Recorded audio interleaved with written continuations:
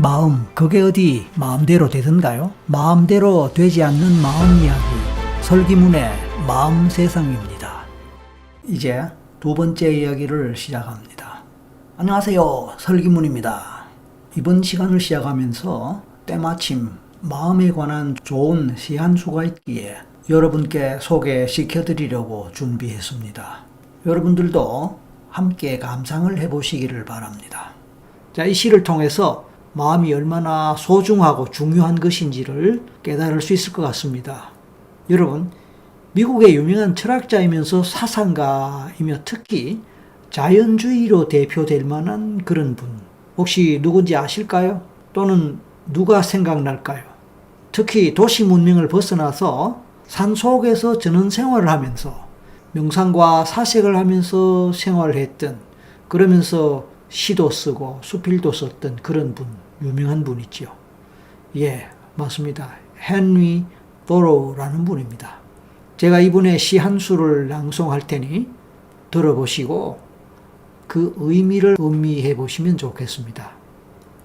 그대의 얼굴은 짓밟힐지언정 마음만은 무엇에도 짓밟히지 말아야 한다. 눈을 안으로 떠라. 그대가 찾는 것은 그대의 마음 속에 있다. 이제까지 발견하지 못했던 새로운 것이 거기에 있을 것이다. 그대의 마음 속에서 오는 것이 진정 그대의 것이다. 어떻습니까? 한마디로 마음 속에 답이 있고 당신이 경험하는 문제 또는 당신이 해결하고자 하는 문제 또한 답이 마음속에 있다. 즉 당신의 마음속에 있다. 뭐 그런 의미로 받아들일 수 있겠지요. 물론 우리가 일상생활을 하면서 이러한 사실을 생각하고 기억하고 그래서 스스로의 마음을 돌아보기가 쉽지는 않습니다.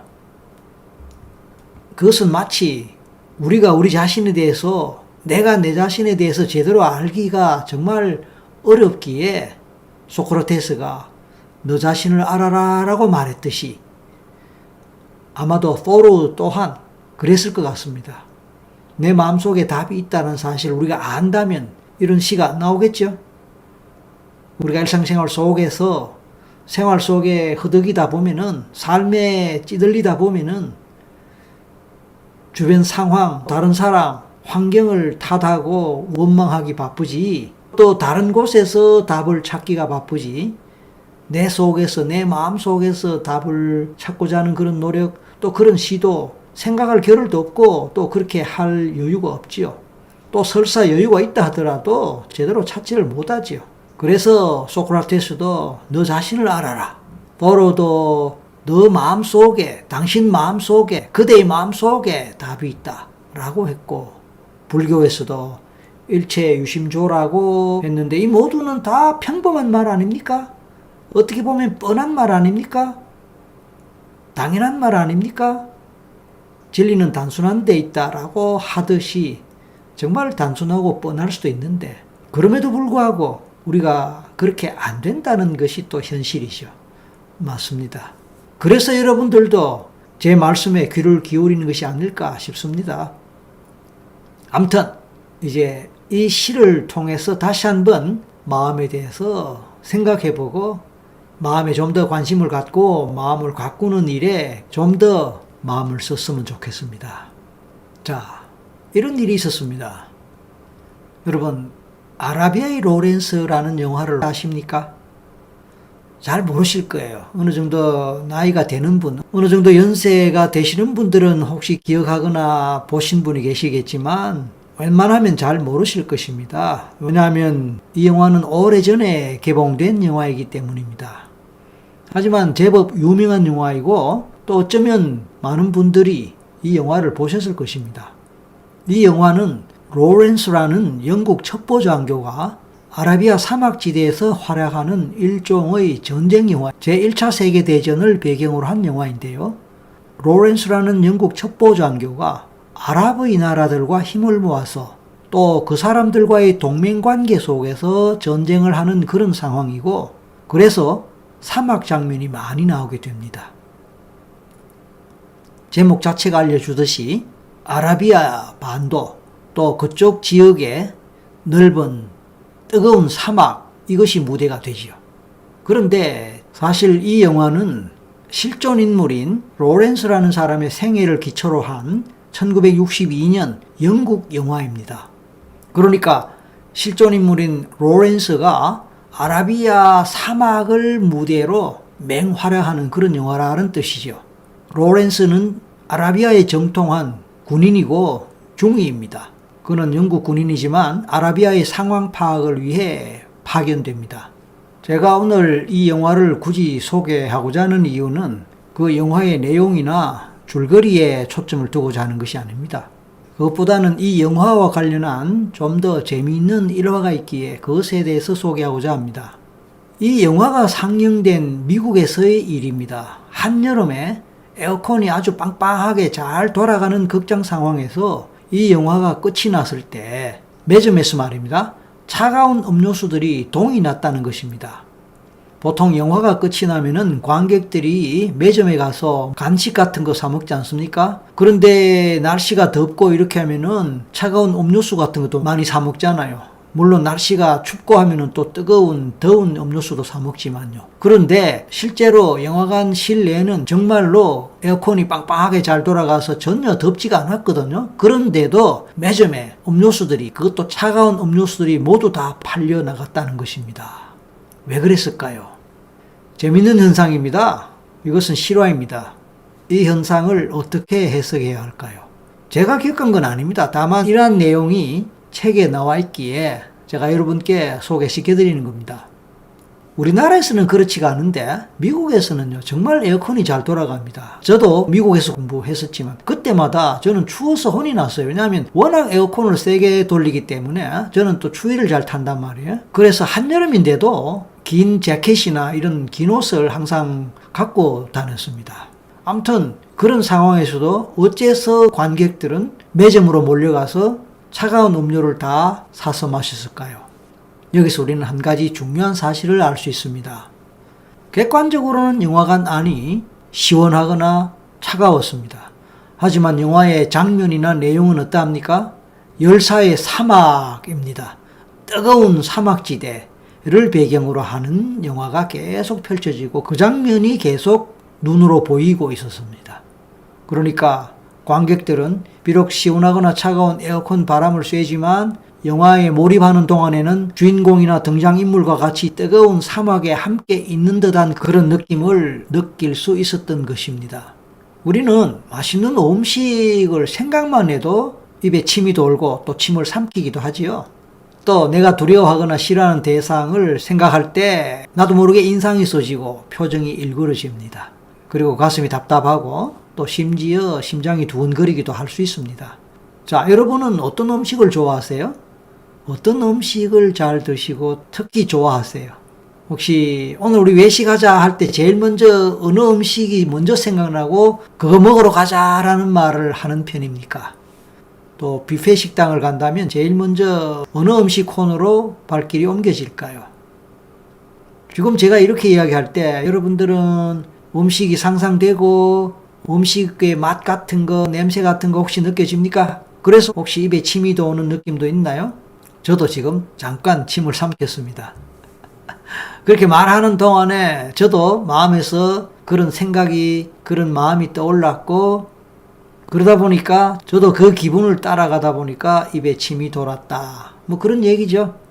우리가 어떤 생각을 하거나 마음을 가질 때에 그 생각과 마음은 그것으로 끝나지 않고 우리의 육체, 몸을 변화시키고 생리적 조건에 영향을 미친다, 그런 뜻이죠. 단순하게 심리적 조건에만 영향을 미치는 것이 아니고 신경계통에, 생리적 계통에, 예를 들어서 혈액이나 교감신경, 부교감신경, 내분비 계통의 소화작용, 호흡, 면역력 이런 데 다 영향을 미친다는 것이죠. 아라비아 로렌스의 열사의 뜨거운 사막 장면을 보여주는 그 속에서의 활약상을 보여주는 그런 영화를 관람한 관객들은 어떻게 보면은 그 열사 뜨거운 사막 속에서 함께 뒹굴었다고 볼 수 있는 것이죠. 여러분 어떤 영화 볼 때 주인공의 마음에 동화되는 것 아닙니까? 영화의 장면이 차가운 겨울 바람이 부는 곳이라면 괜히 차가운 느낌 느끼지 않습니까? 슬픈 영화를 보면은 내 현실과 상관없이 그 슬픈 영화에 몰입되면서 눈물이 나고, 코미디나 재밌는 영화를 보면 또 마찬가지로 내 현실과 상관없이 박장대소하는 그런 현상, 깔깔깔깔 웃는 그런 현상, 또 무서운 공포 영화를 보면은 내 현실과 상관없이 가슴이 쿵쿵쿵쿵하고 온몸에 소름이 돋고 무섭고 두렵고, 또 어떤 특히 겁이 많은 관객들은 소리를 지르고 그렇게 하지 않습니까? 이게 마음이 만들어내는 우리 몸의 상태이자 진실인 것입니다. 아라베이 로렌스, 이것은 하나의 단순한 영화임에도 불구하고 또 이 영화를 통해서 관객들이 보인 반응은 하나의 예에 불과하지만, 이 예들을 통해서 우리는 앞으로 공부할, 앞으로 알아갈 마음에 대해서 많은 시사점을 얻을 수 있을 것입니다. 그렇습니다. 우리의 마음이라는 것이 결코 마음으로만 끝나지 않는다는 것입니다. 그 마음은 반드시 우리 몸에, 우리의 행동에, 우리의 현실에, 또 우리의 삶에, 심지어 운명에까지 영향을 미칠 수도 있다는 것입니다. 우리가 의식하고 인식하든 의식하지도 인식하지도 못할지는 모르지만 크든 작든 그렇게 영향을 미치고 우리는 그 영향을 받는다. 뭐 그런 메시지가 되겠습니다. 예를 들어서 말이 씨가 된다. 그런 말 있죠? 그래서 말씨라 그럽니다. 그렇다면 마음도 씨가 됩니다. 그래서 마음씨라 그러지요. 웃는 낯에 침을 못 뱉는다. 그런 말이 있습니다. 그럼 웃는 낯이란 말은 사실은 웃는 마음이지요. 말 한마디로 천냥빚을 갚는다고 합니다. 그러면 그 말 한마디는 그 마음이지요. 결국은 우리의 마음이라는 것이 말로, 행동으로, 습관으로, 그리고 어떤 기회를 잡게 하기도 하고, 기회를 놓치게 하기도 하고, 기회가 다가오게 하기도 하고, 도망가게 하기도 하고, 그래서 결정적으로 인맥이 만들어져서 그 인맥에 의해서 삶의 과정이 전혀 달라질 수도 있고 운명이 바뀌어질 수도 있다. 뭐 그런 얘기입니다. 자, 이쯤에서 제 할아버지에 해당하는 원효대사를 소개합니다. 서기 600년대를 사신 분입니다. 실제로 제 할아버지입니다. 설씨잖아요. 원효대사 아들이 누굽니까? 설총입니다. 그러면 설기문하고 같은 성씨 맞네 라고 아시지만 원효대사는 혹시 원씨 아닌가요? 라고 또 얘기하는 분도 있어요. 하하, 그건 아니죠. 원효대사도 설씨입니다. 그건 팩트입니다. 저희 족보에 나옵니다. 그래서 저는 지금 제 조상님 이야기를 하고 있습니다. 자, 그 원효대사는 서기 600년대를 사신 분인데, 그렇다면 지금으로부터 약 1500년 전의 스님입니다. 그 원효대사 하면 당연히 해골물 사건, 일체유심조 명은 다 여러분 생각하실 수 있죠? 멀고 험한 당나라 유학길에 해골물 하나로 깨달음을 얻었다, 그런 얘기 아닙니까? 맞습니다. 여러분들도 그런 경험, 비슷한 경험 하신 적이 있으실지 모르겠습니다. 경우에 따라서 작은 경험일 수도 있지만 그 작은 경험 하나를 통해서 자기 자신을 다시 생각하게 되고 또 마음에 대해서 생각해 보게 되는 그런 경험 있으세요?